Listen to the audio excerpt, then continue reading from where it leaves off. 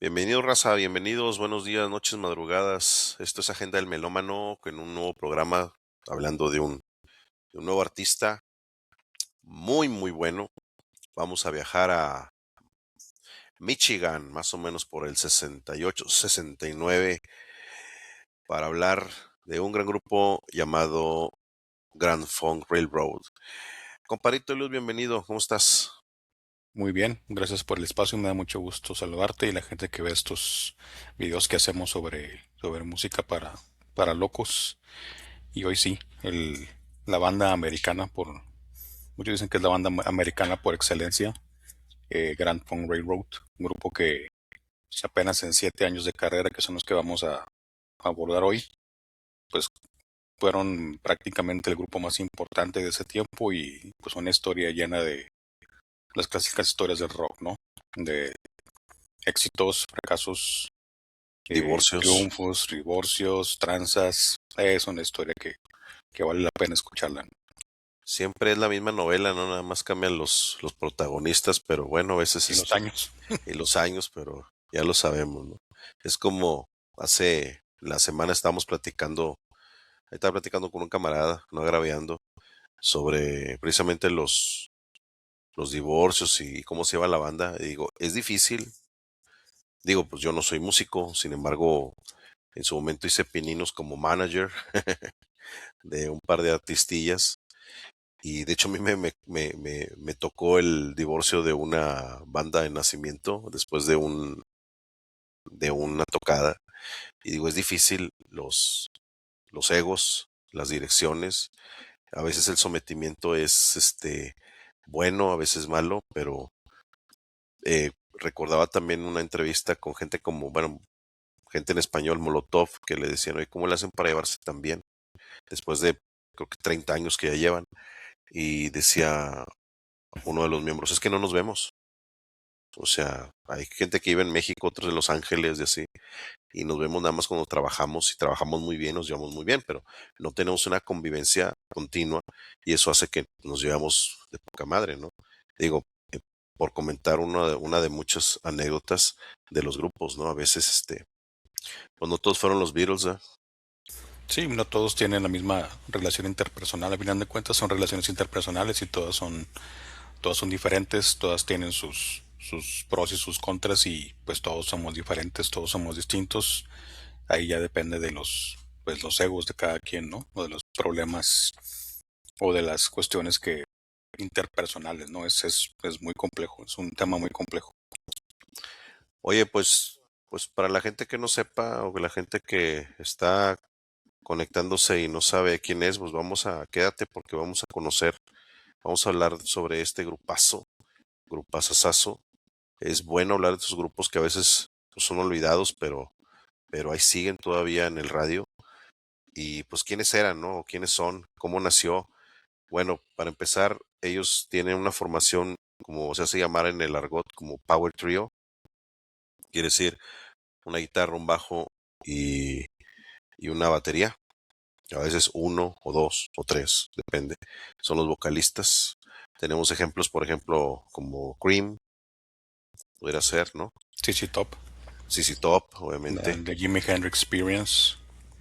Es una formación, pues hasta bueno, Emerson Lake and Palmer, Y no hay puede muchos. ser Rush, Green Day. Rush.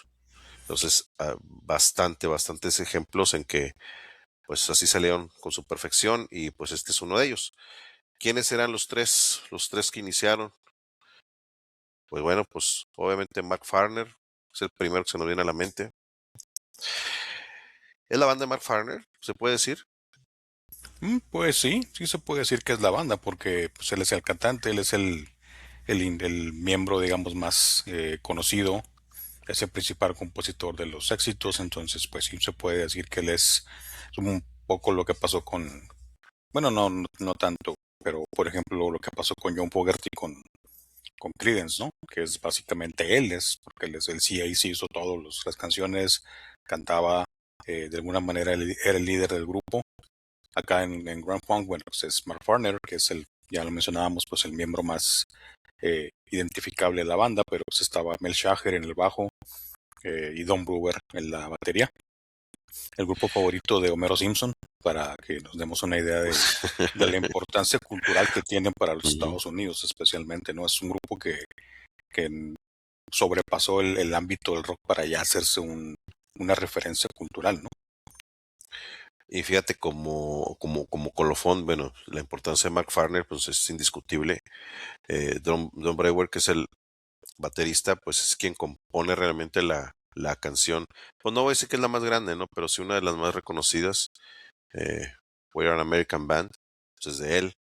Entonces, pues todos tienen una importancia, ¿no? O tienen la importancia dentro de la historia de la banda. Sí, que de hecho, We're an American Band es una canción de Mark Farner también. Fíjate. Él le da el crédito a. Bueno, ahorita hablamos de eso, pero básicamente Y eso es donde da el crédito.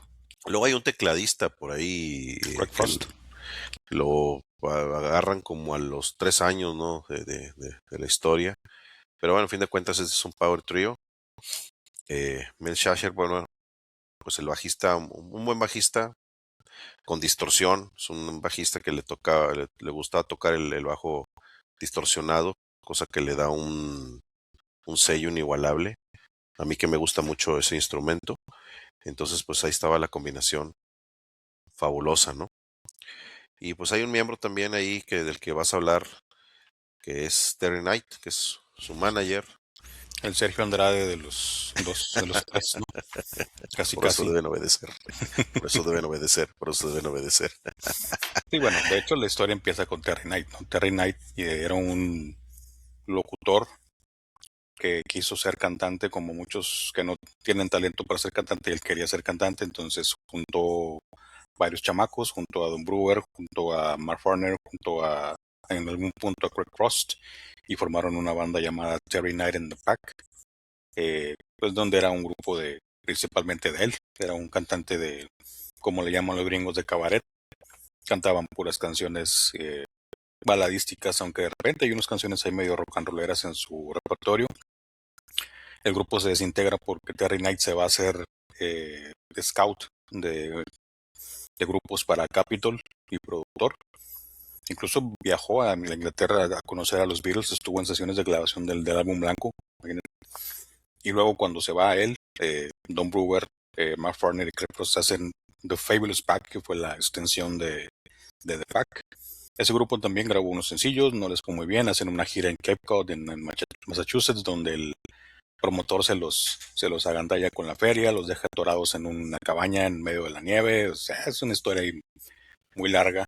Y cuando el grupo se desintegra, Don Brewer y Mark Farner deciden formar un trío, como tú lo mencionas, un power trio, porque estaban de moda, pues Scream, estaba de moda Blue Cheer, estaba de moda la Jimi Hendrix Experience, estaba surgiendo Taste, que era el grupo de Rory Gallagher, el trío de Johnny Winter, y había bandas como los Who, como Led Zeppelin, como el Jeppe Group, que eran grupos como tú lo dices, ¿no? Un formato básico de batería, bajo, guitarra y voz.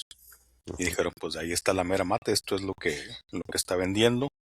Y forman este grupo junto con Mel Shaher. Luego le mandan el aviso a Terry Knight de que están haciendo un grupo.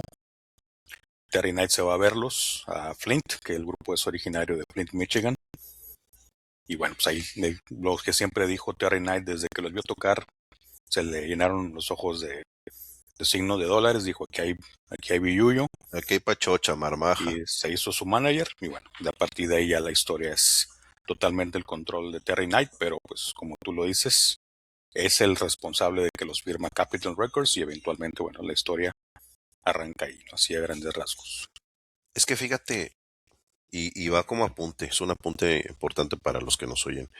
Es un grupo muy agradable para escuchar, muy agradable. O sea, yo creo que sí, él que venía de ser scouter bueno, que venía a ver a qué agarraba de músicos, de bandas, pues tienes un oído, pero si sin ser músico, es de esos grupos que son muy agradables, la canción que quieras, el álbum que quieras, tiene un sonido, para mí, es de esos grupos que no suenan repetitivos, pero sí tienen un sello bastante característico y el sello funciona bastante bien.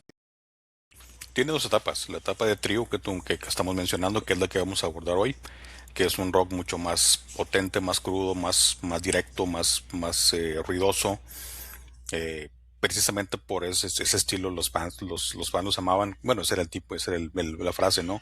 Los fans los amaban, los críticos los odiaban, porque eran una banda muy primitiva, se puede decir, para... Combinación perfecta. Exactamente. Cuando tuve estás en una época con Emerson Lake and Palmer, con Genesis, con Gentle Giant, con King Crimson, y comparas estos que pues muy apenas sabían tocar, Sí, no, bueno, pues era obvio que iba a generar un distanciamiento, no sé, una enemistad, pero un antagonismo, ¿no? Entre los críticos y la banda, que lo aprovecharon muy bien porque precisamente ese antagonismo fue lo que los llevó a ser considerados como los favoritos del público contra lo que pensaban los críticos.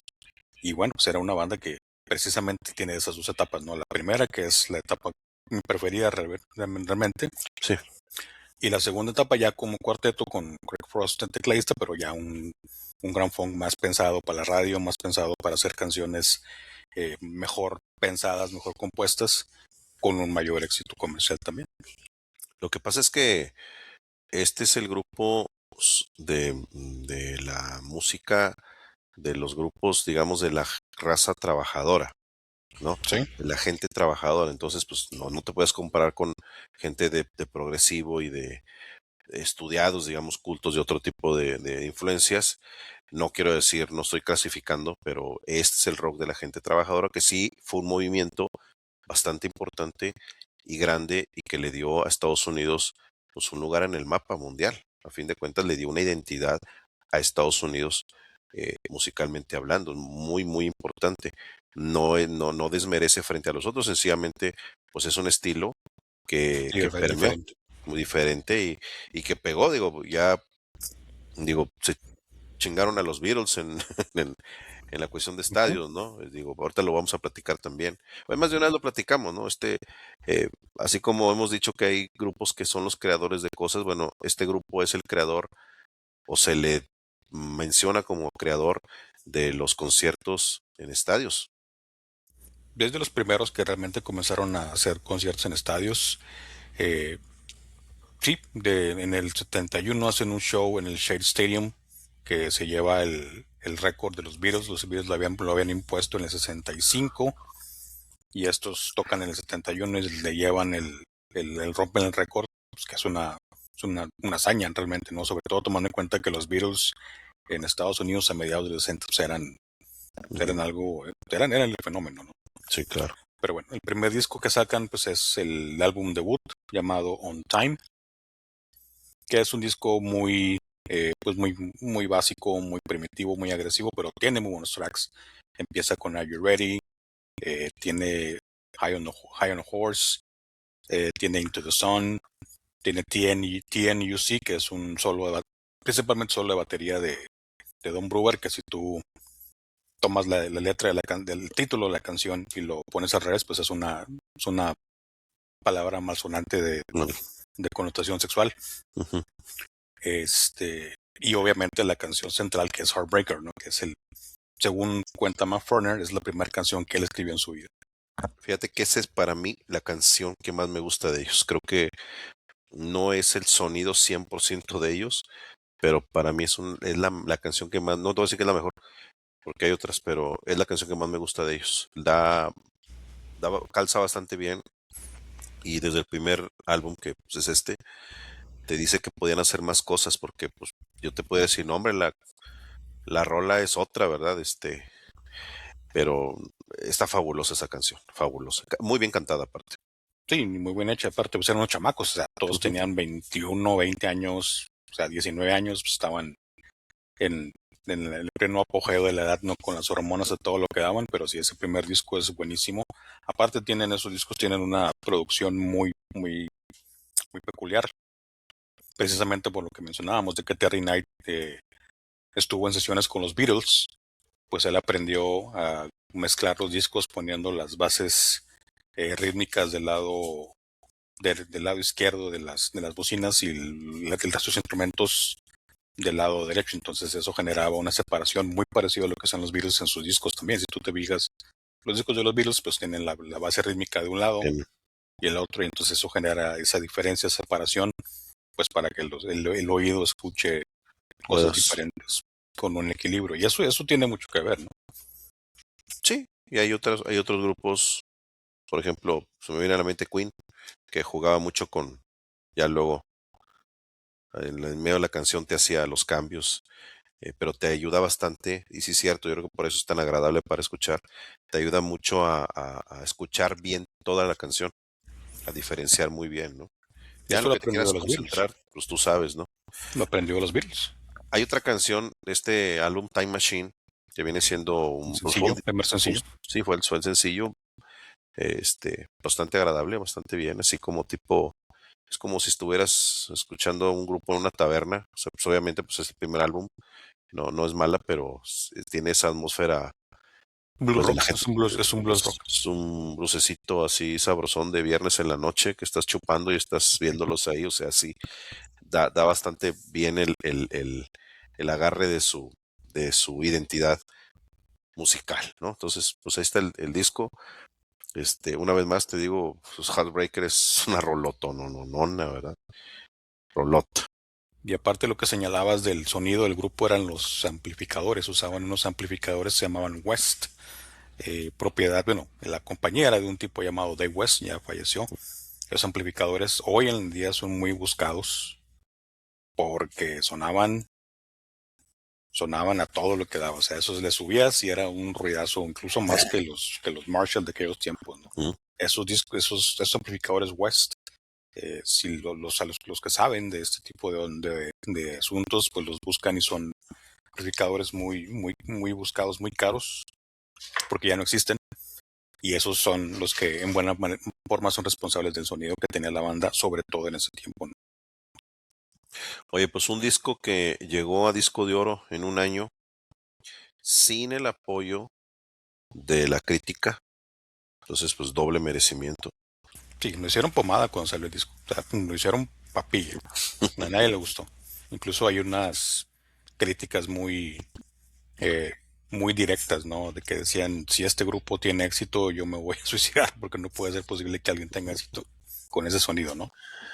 Muy duros, muy duros, muy duros que eran. Tenía que salir un discazo de un grupazo y pues no les gustó lo arriero, ¿no? Hasta cierto punto que salió. No es malo, pero sí tiene pues un sello, vamos a lo mismo, de la raza trabajadora. Llegó al 27 del Billboard, que es un lugar súper envidiable, sobre todo para un álbum debutante de unos desconocidos que nadie les ayudó.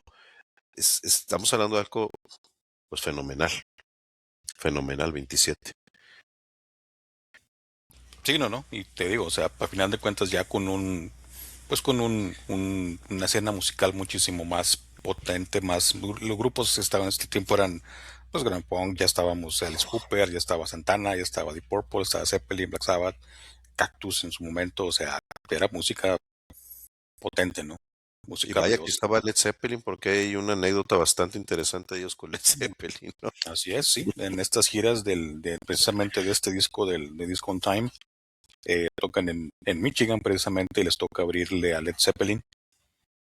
El grupo en ese tiempo pues ya eran unos ídolos en su tierra, en su estado natal, y fue tanto la respuesta de la gente que Peter Grant fue y amenazó a Terry Knight con que los bajara del escenario.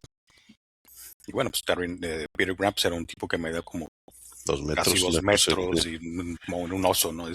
Contaba Terry Knight que lo agarró el cogote y lo levantó y le dijo, bájalos o los bajas.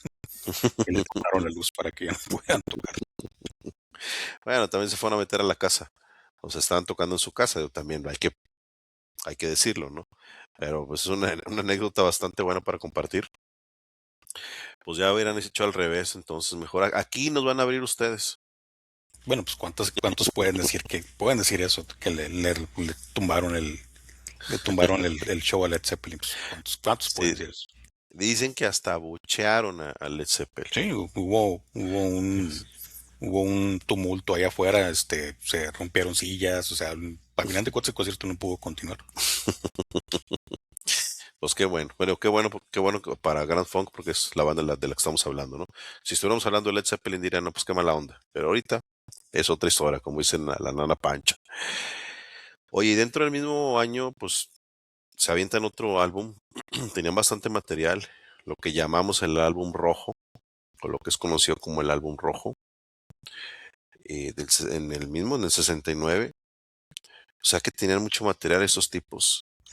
Es que muchas canciones eran de The Pack, o eran canciones de The Fabulous Packs, nada más que ellos le hicieron arreglos o eran los mismos riffs, pero hicieron otros temas, entonces ya tenían ahí un bonche de canciones preparadas que simplemente pues las fueron grabando, ¿no? Y de este disco es la misma fórmula del primero, pero está un poco más potente, es un poco más agresivo que el debut. Y bueno, pues también, ¿no? Tiene muy buenos tracks. Obviamente tiene Paranoid, que no es la de Black Sabbath, es una canción No, que se llama Paranoid de ellos. Winter in My Soul. Tiene Ignite también, muy buenas, pero obviamente es el track central. larguísima, Larguísima, pero el track central larguísima. es la versión de Side Looking Out, original de The Animals, que la transforman en una canción de 9 minutos, casi 10 minutos de duración, en donde los tres se lucen totalmente, ¿no? También un gran disco y bueno, el estilo era el mismo, ¿no? Era exactamente la misma fórmula. Éxito en ventas también.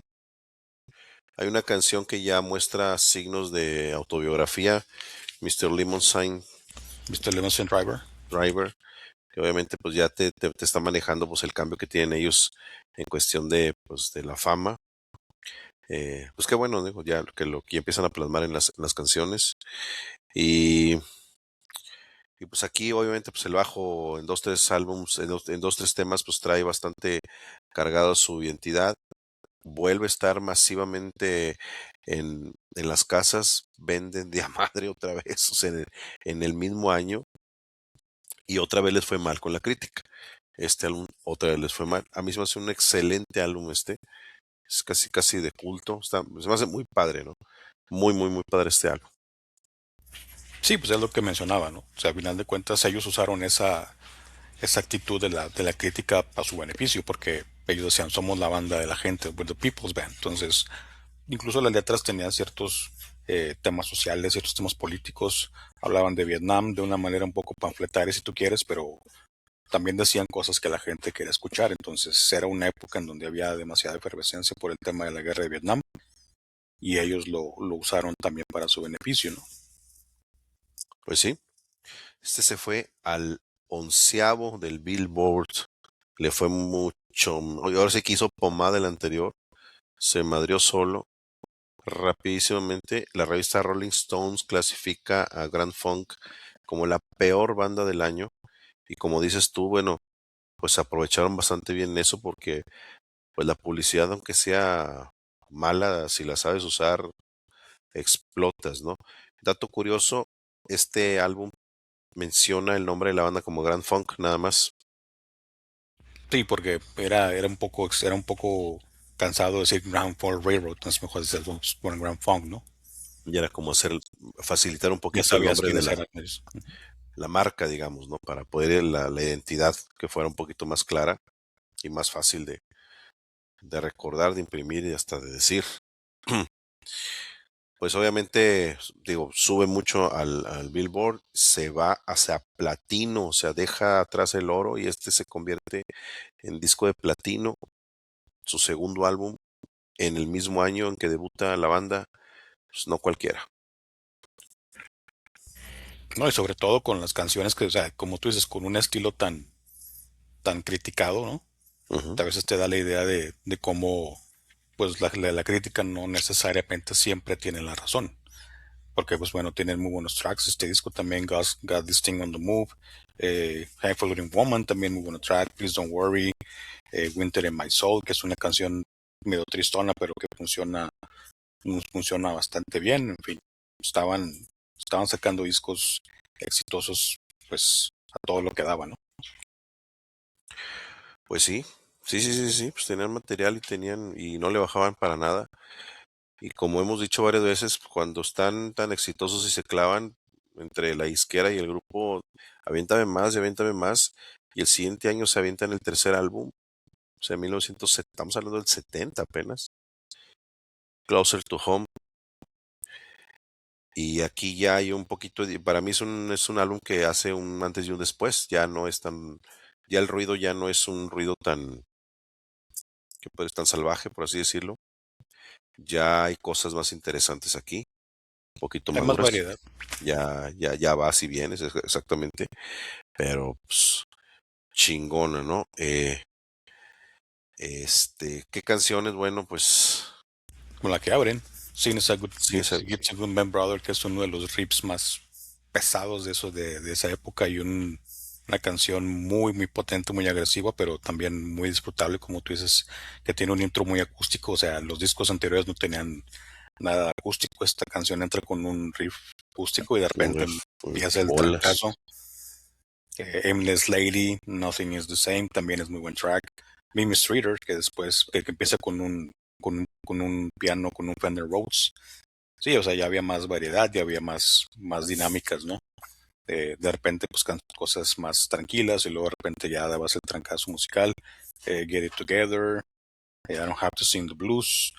Hay una que se llama Hooked on Love, buenísima, muy soul, pues sí, una canción muy soul, muy medio gospel, que después Mark Farner la ha tocado en sus conciertos solistas por muchos años.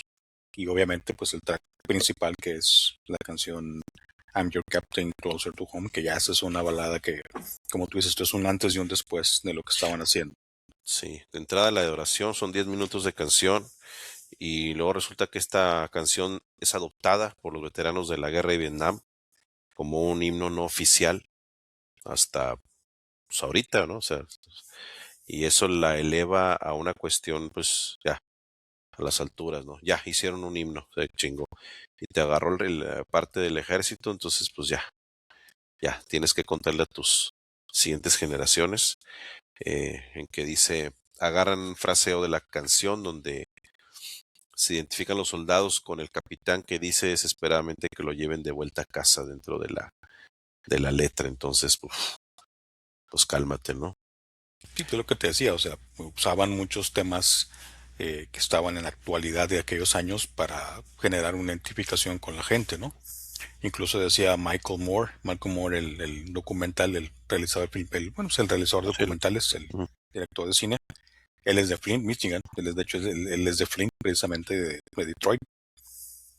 Él cuenta, bueno, pues todas, a donde ibas en esos años, todo era Grand Funk. Ibas a la tienda y estaba Grand Funk, a la licorería, estaba Grand Funk, ibas al shopping mall, estaba Grand Funk.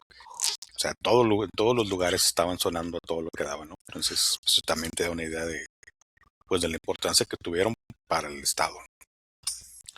Otra vez repetimos, 1970 sacan este disco, les va muy bien, ganan un chingo de dinero, están con los conciertos multitudinarios y les da tanta lana que en este álbum, bueno, cuando sacan este álbum este año, es donde pueden pagar un anuncio en Times En Times Square. Square. Nadie, ni ninguna otra banda del pueblo había podido aventarse ese tiro. Sí, pues esas decisiones eran de Terry Knight. Digo, Terry Knight, dentro de lo muy bueno que hizo, es que era un tipo que sabía El explotar la negocio. imagen del grupo, ¿no? Y sí, pues les puso un anuncio gigantesco en Times Square con la portada original del disco. La portada del disco también es muy buscada, ¿no? Bueno, se habla mucho, ¿no? Porque son los tres rostros en blanco y negro, pero los ojos de cada uno de los integrantes sí se ve como el ojo, como los ojos reales, vamos, ¿no? Que era una idea bastante novedosa para su tiempo, ¿no? Innovadora, innovadora. Yo creo que a partir de este álbum es cuando ya la crítica, pues si no lo respeta, ya por lo menos dice, pues hay que tomarlos No en están serio, tan mal, no están no tan están mal. tan mal. O sea, ya hay que voltearlos a ver y tenerles un respeto, ¿no? Aquí ya se lo ganaron poco a poco, pero con bastante merecimiento, ¿no? Y pues bueno, le siguen, yo creo que se siguen hasta suavizando, no sé si así lo veas tú, en cierta forma, porque luego sacan otro álbum, Survival, Survival, ujú, así sí, es. y creo que aquí ya es algo más, melódico, ¿no? Ya se van Ya un está más poquito comercial, más, está ya más, está más comercial. sí, o sea, van bajando un poquito las revoluciones, ya no es el ruidazo, pero se agradece bastante, ¿no? La producción que trae. De hecho, es un disco que no le gusta mucho a Don Brewer porque precisamente derivado de las experiencias que tuvo Terry Knight con los Beatles, pues él veía que Ringo Starr cubría los tomos de la batería con toallas para el té, para, pues para, digamos, amortiguar el sonido de los tambores que no estuvieran tan secos, y estuvo insistiendo en que lo grabaran, a que usaran esa técnica en este disco, entonces la batería no se escucha como se escuchaba en los discos anteriores. Don Brewer siempre se ha quejado de eso, ¿no? Pero es un disco muy bueno, tiene canciones como Country Road, All You Got Is Money, Comfort Me, Feeling Alright, que fue una canción de Dave Mason muy, muy, muy cobereada en esos años. Muchos artistas la grabaron en su momento. I Want Freedom, que también es una canción bastante padre.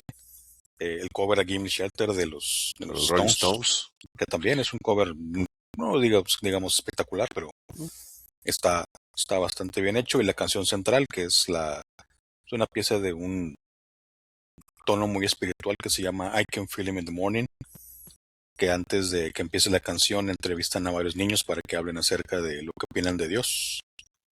Y la canción pues tiene un mensaje muy, muy espiritual, muy, muy, pues sí, muy, muy místico si tú quieres.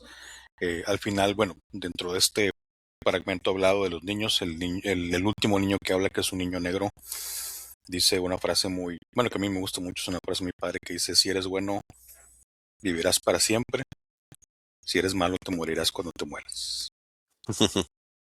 Pues sí, no encuentro fallas en su lógica. Pues sí, así de esas. Oye, pues también el bajo en este álbum se oye menos salvaje, Menos menos salvaje. distorsionado, de Y hecho. más trabajado. De hecho, sí, más trabajado, más, no voy a decir que más limpio, pero sí, sí el bajo hay mucha diferencia ya. Pero bueno, ese es el sentido del disco, es así viene y pues qué bueno, porque sí te da un refresco un poquito sano de lo que se estaba convirtiendo la banda.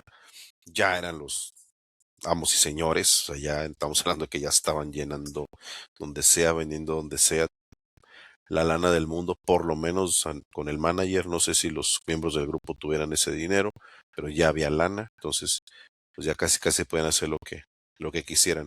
Y no hay disco malo, o sea, no hay canciones malas, realmente yo pienso que es de los álbum, de los grupos que tienen álbums para escucharlos todos completos, ¿no? En ningún disco, incluso los que vamos a abordar después, ya en su segunda etapa, ninguno es malo. ¿No? A lo mejor no tuvieron la misma respuesta de las primeras épocas, pero no hay, o sea, realmente Grand Funk, toda su discografía en estudio es muy buena.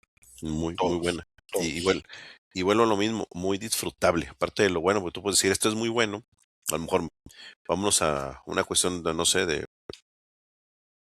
progresiva, ¿no? Vamos a hablar de King Crimson. Oye, está muy bueno este disco y a lo mejor no le aguantas 4 canciones y dices, no mames, están bien pinches locos. Pero está bueno, o sea, están buenos, o sea, no hay pedo. Pero no me lo pongas. Pero aquí no. O sea, aquí sí es muy bueno y bastante agradable a la escucha. Un estilo muy, no Sí, es, es un estilo comercial, pero es un estilo también al mismo tiempo, como tú lo dices, accesible, agradable, ¿no? muy accesible. Por eso estaban donde estaban, ¿no? Todavía no estaban peleándose aquí, ¿eh? No, todavía no Todavía llegamos a no. ese punto. Ah, bueno, todavía no. Estamos hablando ahora vamos a irnos al 71 todavía, ¿no? Es el disco Y Pluribus Punk. Iploribus Funk. Iploribus Funk. Exactamente. Sí, tomado de las monedas y Pluribus Unum, de todos uno. O sea, que es y Pluribus Punk, de todos punk, que es otro paquete de una presentación de disco también muy innovadora para su época. Era una moneda. Bueno, la portada era una película de plástico que daba la forma de una moneda con el rostro de los integrantes. Ese disco ya está un poco más funk, se puede decir. Se puede decir que es un Ujú. disco más funk potente, se puede decir, pero también tiene muy buenos tracks este álbum, ¿no? Muy, muy buenos. Hablando de novedades, el disco, como dices, que era una moneda, pues sí era plateado. El LP era plateado, entonces ya estábamos hablando de cosas bastante buenas para comercializar tu, tu álbum, porque pues, sí, era una moneda, ¿verdad? El LP era plateado, ¿no? Entonces, son cosas que los fanáticos agradecen, ¿no? Sí, pues son cosas innovadoras, novedosas, ¿no? Para que lo compren, al final de cuentas. Pero bueno, las canciones y todas, pues Stomping Music, que pues es la con la que abre el disco, que durante muchos años fue la canción con la que ellos abrían también los conciertos. People Stop the War, otra vez, el tema social político. Observer también es una canción muy buena, No Lies, Loneliness. Para mi gusto, la más importante junto con Foot Stomping Music es I Come Tumbling. Es una canción súper potente, es un funk muy, pues sí, es un funk pesado prácticamente, ¿no? Con Y muchas se oye mucho la entradas. batería. La batería tiene un punto ahí bastante interesante, ¿no? De unos redobles bastante buenos. Sí, no, todos están dándole con todo. Eso es muy similar a los primeros dos discos, Ujú. pero sí, estaban todavía en su racha y bueno, este disco buenísimo también, ¿no? Muy importante para la época. Este álbum se grabó en una semana. Se grabó en putiza. O sea, a veces la disquera Estás en o la el racha. manager te aprovechas la racha y pobres vatos, o sea, ya me imagino, estaban en gira constante. Aparte, te cansas, Sí, ¿no? pero bueno, en ese tiempo estaban jóvenes, estaban inspirados, entonces pues habían agarrado vuelo, pues lógicamente no lo resientes tanto, ¿no? Fíjate que de estos, por lo menos de la época, de esta primera época que vamos a hablar, yo creo que este sería el mejor álbum. No sé si de todos, pero para mí este sería el mejor de la época clásica de ellos, este álbum. Y Sí, ojo mucha que gente dice que atrás sí es hay, el Closer to Home, pero sí, sí, sí, sí, puede ser. sí, porque digo, aguas que porque atrás hay dos, tres muy buenas cosas, pero yo creo que en conjunto este puede ser el mejor álbum porque regresa a muchas cosas más pulidas, bastante bien, o sea, se lucen bastante bien los tres y la producción se me hace bastante interesante. Y hasta aquí duró Terry Knight.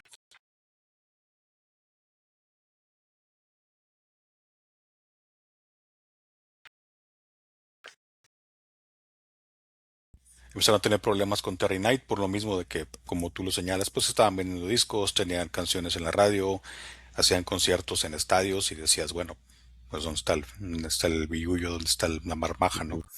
En esos tiempos les pagaban un sueldo semanal de $350 para sus gastos. No, Son como, ¿qué te gusta? Como 2000, como 2200 ya ajustado a inflación. Digo, tampoco es como que tú digas una mala cantidad por estar tocando, pero bueno, pero ya tienen llenabas dinero, estadios exactamente, o sea, si lo comparas con todo el dinero que estás generando, bueno, y pues con todas las 350 ventas, porque antes se ganaba dinero de las ventas de los discos, ahora ya no, pero y en los tenías, conciertos. y los conciertos, pues era una mentada de madre. Entonces comenzaron a cuestionar a Terry Knight. Al principio las preguntas eran como, bueno, pues, qué onda con el no, pues dinero, tú sigue tocando, yo me encargo de eso. Pero conforme empezaron a hacer cuestionamientos ya más firmes, ya más, pues más enérgicos, ya la situación ya no estuvo tan alegre y se traen a un señor llamado John Eastman para que comience a auditar las finanzas y los contratos del grupo. Si decimos John Eastman, pues nadie sabe quién es, pero si decimos el cuñado de Paul McCartney, pues ya cambia la cosa. John Eastman era el cuñado de Paul McCartney. Él comenzó a trabajar con Paul McCartney justo durante los tiempos en que los Beatles tenían problemas con Alan Klein, cuando se murió Brian Epstein, etcétera. Y lo que termina encontrando John Eastman después de revisar contratos era uno, el grupo no tenía contrato con Capitol, el grupo era un artista de Terry Knight, entonces realmente Él era, él era el que se estaba llevando pues el dinero, ¿no? De cada venta de cada disco, el 16% era para él y el otro 6% era para el grupo, para los tres. Y todavía el 6% les cobraba una comisión a los tres, o sea, de ese 6%. qué inteligente, ¿eh? O sea, lo que es la forma del contrato, yo creo que muy pocos tuvieron esa inteligencia, ¿eh? Aparte, bueno, el 50% de la lana era para él, el 50% era para el grupo.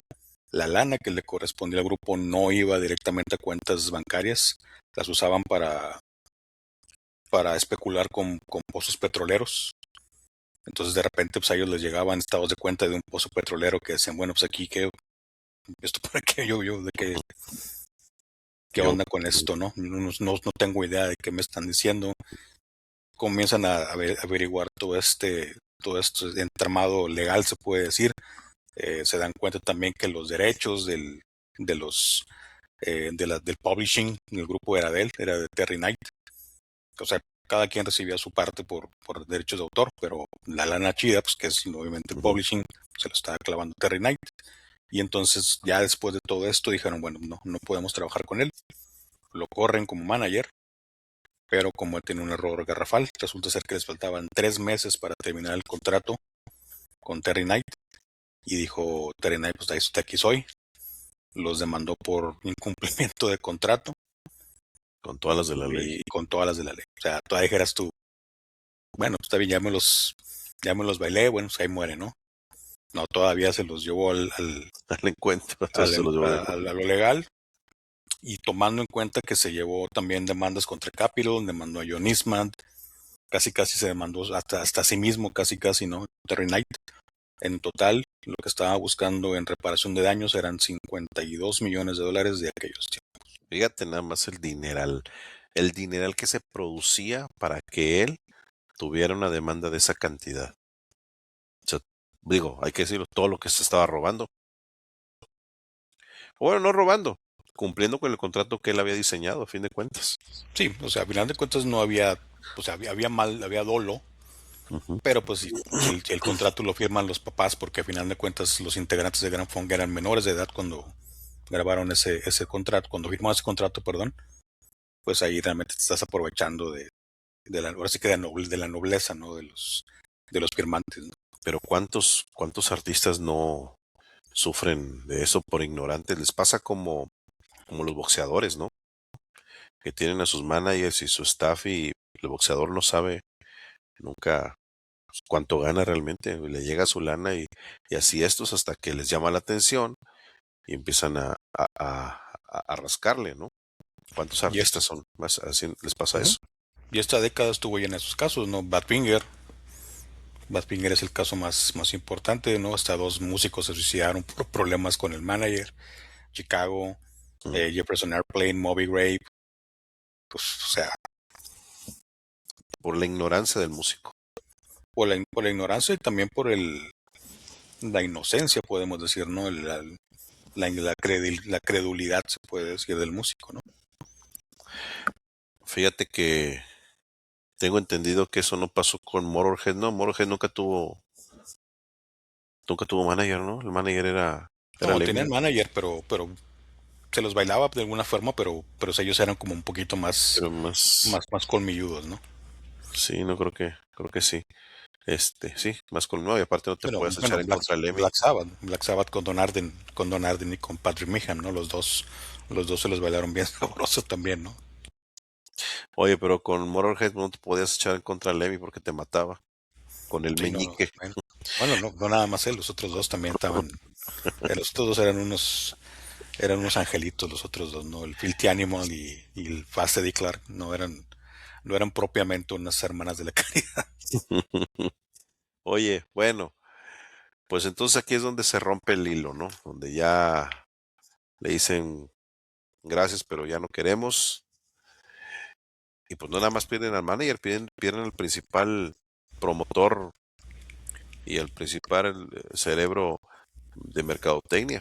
Sí, es mercadotecnia. Se aventaron 2 años en el problema legal.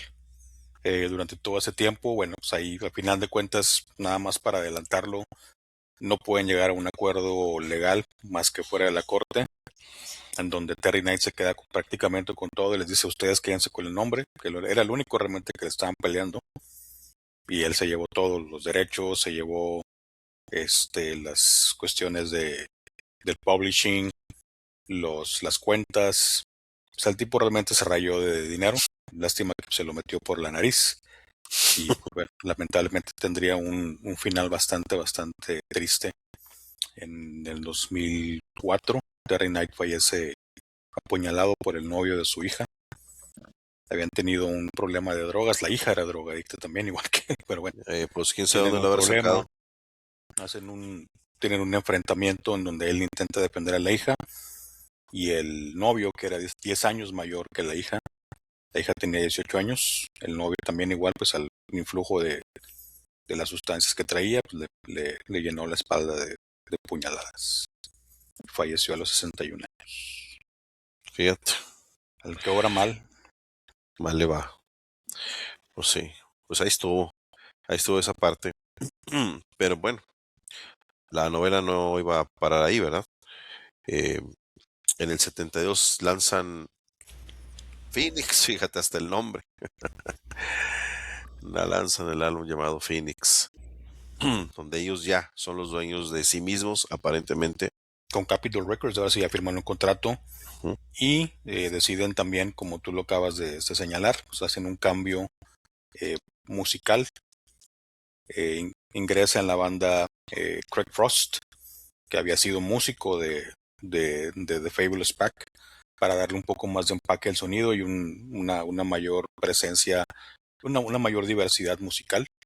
Craig Frost pues no era un virtuoso, pero es un tipo bastante confiable, bastante dúctil como tecladista y sí le da un toque diferente a la banda, ¿no? Es un sonido un poco más comercial, es un poco más, yo diría más soul, si tú quieres, eh, pero se encaja muy bien dentro de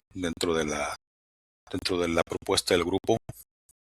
Pero sí, definitivamente después de lo que les pasó con Terry Nine estaban un hit y este disco fue un muy buen éxito, les fue bastante bien, con una canción que fue la punta de lanza, que fue Rock and Roll Soul, que también se convirtió en un clásico del grupo, pero tiene muy buenos tracks, ¿no? Pride of the Phoenix, Trying to Get Away, Someone, Rain Keeps Falling, muy muy bueno.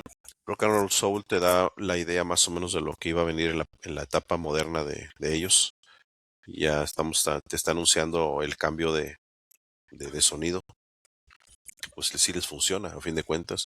Fue un gran éxito, lo aceptaron. Fíjate que sí se arriesgaron y les pegó, porque sí hay algo de diferencia, ¿no? Sí, no, al final de cuentas dijeron, bueno, ya esta es otra etapa, este es Grand Funk, pero en otro contexto. No perdieron ni la potencia ni perdieron la espectacularidad, pero ya era un sonido más maduro, si tú quieres, ¿no?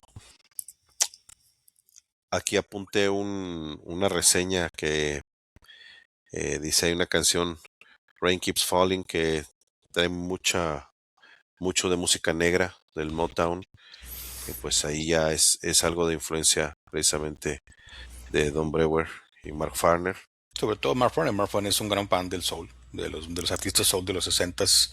Eh, obviamente, muchos de los covers que son de Grand Funk, que ha hecho Grand Funk a lo largo de su historia, son covers de artistas de rhythm and blues y de soul de los 60, entonces eso te da una idea. Y aparte sí notas mucho la manera de componer de Mark Farner, sí notas que tiene mucha Mm. influencia del soul, mucha, Sí, mucha influencia. sí, Incluso sí, los sí, sí. coros, la manera de abordar los coros, la manera de interpretar es muy gospel, ¿no? Te iba a decir, hay gospel, o sea, en el anterior álbum, de hecho, hay una canción que trae mucho, y ahí, pero bastante bien. A veces lo tiene oculto a la vista, no te das cuenta, pero ahí está, ¿no?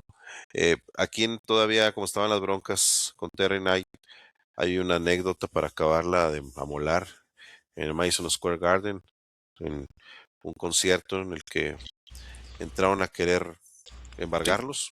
les quitó el equipo, les quitó los amplificadores y sus instrumentos porque valían feria.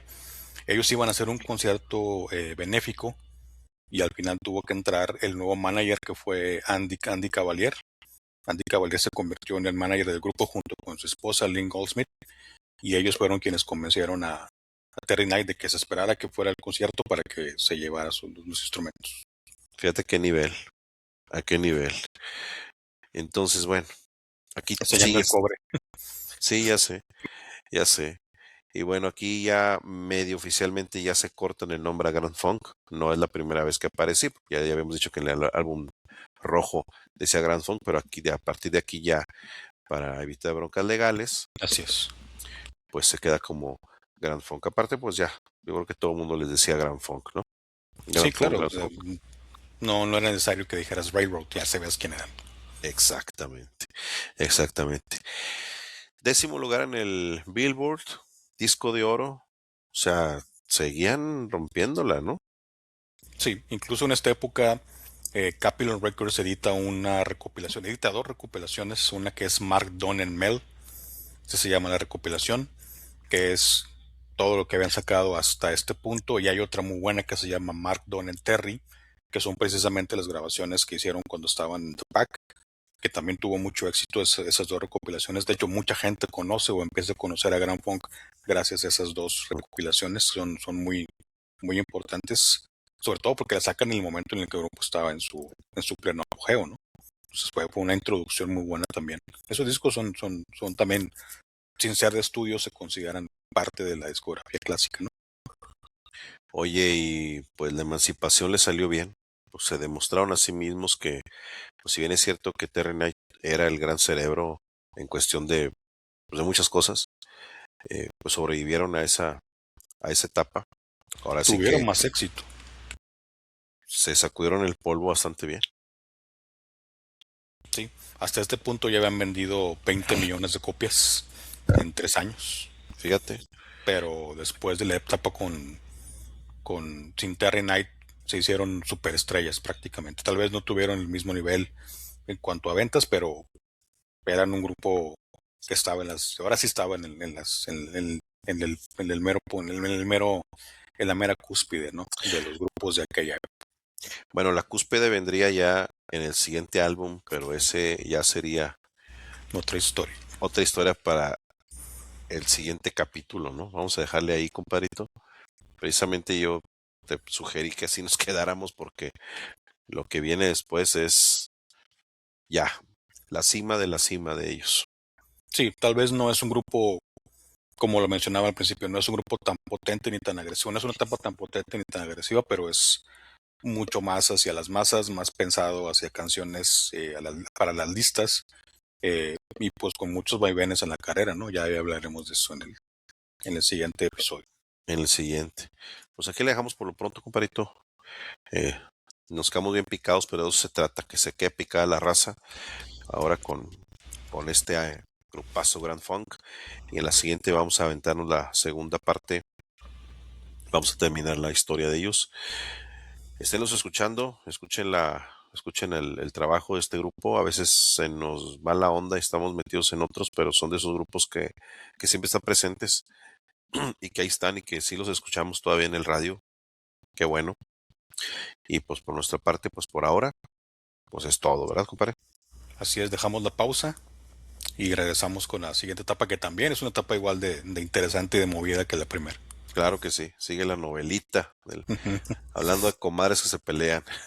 Sí, de hecho sí, de hecho hay algo ahí. Algo va a haber. Bueno, pues nos quedamos ahí. Agenda del Melómano en Facebook, en, en Spotify también, gracias a la gente que nos está siguiendo, sobre todo en Facebook, que, que ahí vamos, ahí vamos, ahí vamos. En YouTube también tuvimos un incremento. Y pues vamos a seguir estando también con las cápsulas y pues los comentarios, las sugerencias, pues ahí las tenemos en el área de comentarios de todas las plataformas en las que hemos estado y pues iremos preparando ahí de repente otros grupos para este 2026. Fíjate que me dijeron que por qué no hablábamos de algo en español. Sí, es una buena sugerencia, ya ahí vemos qué se nos ocurre, con qué banda abrimos. Pues está Jeans, está Mm, Fey, está Fey, hay muchos. Timbiriche, Timbiriche, está Cabá, o sea, podemos ver, veremos cuál. No, ahí vemos, pues sí, ya me dijeron que por qué no traemos algo en español. Pues sí, pues sería bastante. De mucho hecho, material. otra vez estábamos platicando, ¿verdad? De Botellita de Jerez, porque Botellita de Jerez para mí es la Biblia, Creo que muchas cosas, ¿verdad? podemos hacer uno.